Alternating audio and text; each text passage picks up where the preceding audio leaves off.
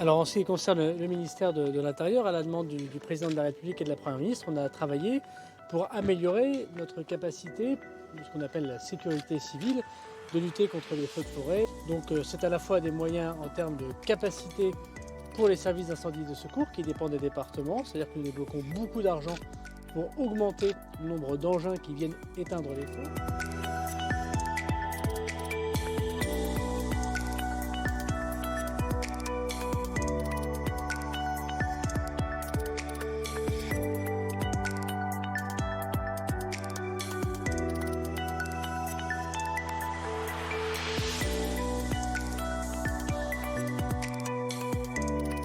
Donc c'est des moyens sans précédent, inédits, pour l'été 2023. Nous ferons cette année quelque chose qu'on n'a jamais fait, c'est mettre des avions, des hélicoptères ici, en Gironde, pour pouvoir couvrir cette partie de la France pour répondre à votre question. Il vous faut donc une deuxième base. Elle a été décidée par la loi de programmation du ministère de l'Intérieur, à la demande du président, et j'ai annoncé tout à l'heure qu'elle serait prépositionnée dans le sud-ouest. Il faut un lieu qui sera intéressant pour l'intervention évidemment des avions, mais aussi un lieu qui est capable d'accueillir à la base de maintenance et les personnes formées à cette maintenance qui sont des denrées rares.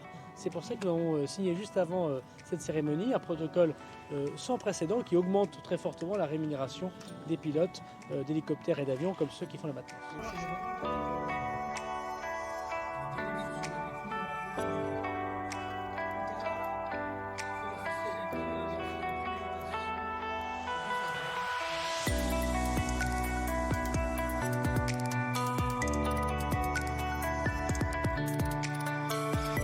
Je voudrais souligner, comme l'a fait Christophe Béchu, et il pourra sans doute mieux compléter que je peux le faire, 90% des feux de forêt ont lieu dans des forêts privées.